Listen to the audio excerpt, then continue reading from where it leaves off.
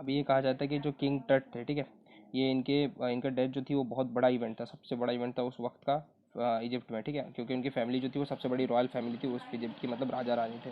तो उनकी जो फ्यूनरल था वो बहुत बड़ी माना गया, और उनके जब मरे तो उनकी डेथ का रीज़न क्लियर नहीं था। आमुन होतब थ्री जो उनके फादर या ग्रैंड फादर रहे होंगे, वो सबसे पावरफुल फ़ैरो थे पूरे इजिप्ट के, क्योंकि उन्होंने 4 डेकेड यानी कि 40 साल तक के लगभग लगभग राज किया था वहाँ पे, ठीक है, और जो कि 18th डायनेस्टी थे गोल्डन एज में। उनके जन सन जो थे वो अमनहोतप फोर, उन्होंने क्या सक्सीड किया उन्हें, मतलब उनके बाद वो राजा बने, और उन्होंने अपना नाम चेंज कर दिया, उन्होंने अपना नाम चेंज करके रख दिया आखनतेन। आखनतेन नाम रखा, जो कि सर्वेंट ऑफ एथेंस रहते हैं, और उन्होंने अपना रिलीजियस कैपिटल भी चेंज कर दिया थीप से आखनेतेन, आखने आखतेतन तक, ठीक है, जिसको आज अमरना कहा जाता है।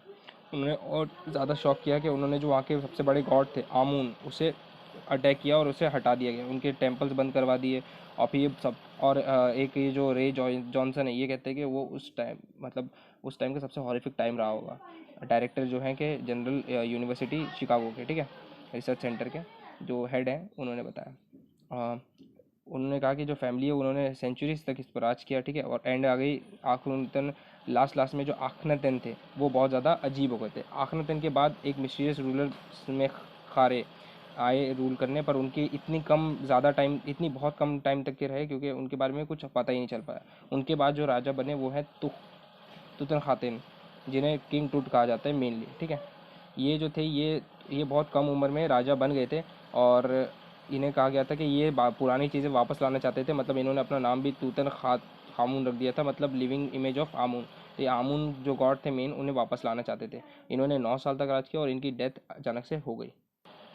उनके पास जितना भी फेम था उसके रिगार्डलेस उनकी जो किस्मत थी वो ख़राब थी, और जो वो भी एक मम्मी बन के रह गए, जो कि हज़ार न जाने कितनी मम्मी जो इजिप्ट में, उनके उनमें से एक मम्मी बन के रह गए।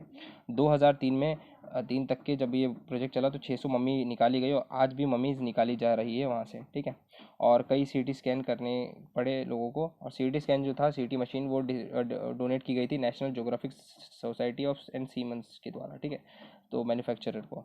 और किंग तट जो थे वो पहली बॉडी थी जिनका सीटी स्कैन ढंग से हुआ था, ठीक है।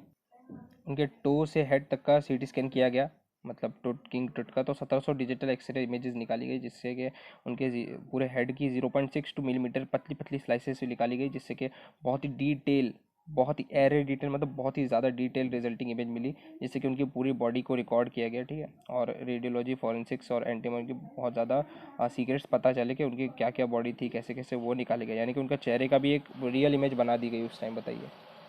तो जब इन्हें पहली बार सीटी स्कैन के लिए लाया गया तो उस रात को क्या किया गया कि वर्कमैन जो थे, जो उठाने वाले थे, उन्होंने टॉम को ऐसे उठाया जैसे कि असली में कोई वो जनाजे को लेकर जाते हैं, तो वैसे ही उन्होंने उठाया, और उसी रिचुअल के हिसाब से वो लाने लगे, क्योंकि वहाँ पे अभी भी मान्यता चलती थी उनकी मम्मी के रिलेटेड। तो उन्होंने उसे हाइड्रोलिक लिफ्ट से ऊपर लेके गए पकड़ करके, और फिर 20 मिनट्स लेटर वो जो मैन थे वो लोग उन्हें लेकर के आए वहाँ पर जहाँ पर लेके आए थे। और दो जैसे ही उन्हें सीटी स्कैन के लिए लाया गया उसके 20 मिनट्स बाद क्या हुआ, दो जन वाइट प्लास्टिक फैंस लेके आए, और जो कि $1 मिलियन सीटी स्कैन थी, वो जो ख़राब हो गई थी। क्यों ख़राब हो गई थी? क्योंकि उसमें जो उनकी बॉडी डाली थी तो उसमें रेत थी, और जिस रेत की वजह से वो सीटी स्कैन के फ़ैन ख़राब हो गए थे, तो इसलिए प्लास्टिक फ़ैन लेकर के आए। और ये ख़राब होने का रीज़न एक सिक्योरिटी गार्ड नर्वसली कहता है कि शायद ये फ़ैरो का जो कर्स है, मतलब उनका जो श्राप है, उसकी वजह से ये मशीन ख़राब हो गई है। इवेंचुअली उनकी जो फ़ैन थे, जो वो लोग एक्स्ट्रा लेके आए थे, वो फ़ैन काम कर गए, और कोई भी डेटा जब पता चला कि लॉस नहीं हुआ है, उसके बाद उन्होंने टेक्नीशियन के उनके पूरे काम को किया। उसके बाद उन्हें वापस लेकर के गए। 3 घंटे से भी कम टाइम में जितने में उनको निकाला गया था टॉम से, उतने में उन्हें वापस ले जाकर रख भी दिया गया कॉफिन में, ठीक है, और जाके वो शांति से मतलब बैठे थे। अब जो इनका वो था, क्या बोलते हैं, पूरा कंप्यूटर स्क्रीन में इनका जो स्कैन लिया गया था उससे इनका ग्रे हेड पूरा बनाया गया, जिससे इनके, और वैसे कहा जाता है कि इनकी नेक की जो वर्टेब्रल थी, वो इनका जो शेप था वो इतना क्लियर था कि उनकी हर एक नेक के दाने तक के देखे जा सकते थे।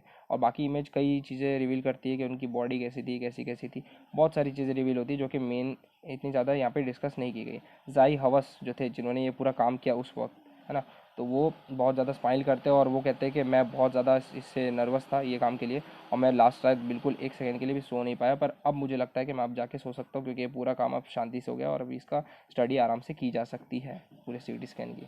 और जब तक इन लोगों ने वो ट्रेलर को पूरा छोड़ा तब तक के वो सारी जो हवा चल रही थी वो सारी इवेंट स्टॉप हो चुकी थी। ठंड हल्की हल्की होना स्टार्ट हो गई थी। और जैसे लग रहा था कि वो वैली जैसे कि डेथ के बाद जैसे ठंड पड़ जाती है ना सब जगह, वैसे ठंडी हो चुकी थी। और just above the entrance of the Tom, जैसे कि मतलब टॉम की एंट्रेंस पे एक फ़ोटो बनी हुई थी जिसका कॉन्स्टलेशन कहा जाता है। कॉन्स्टलेशन मतलब मिला मिला कर जो एक मैसेज लिखा जाता है कि सोल ऑफ ओरेसिस है, ओसिरिस है। मतलब ये जो ट्रुथ है ये मिले हुए हैं किससे?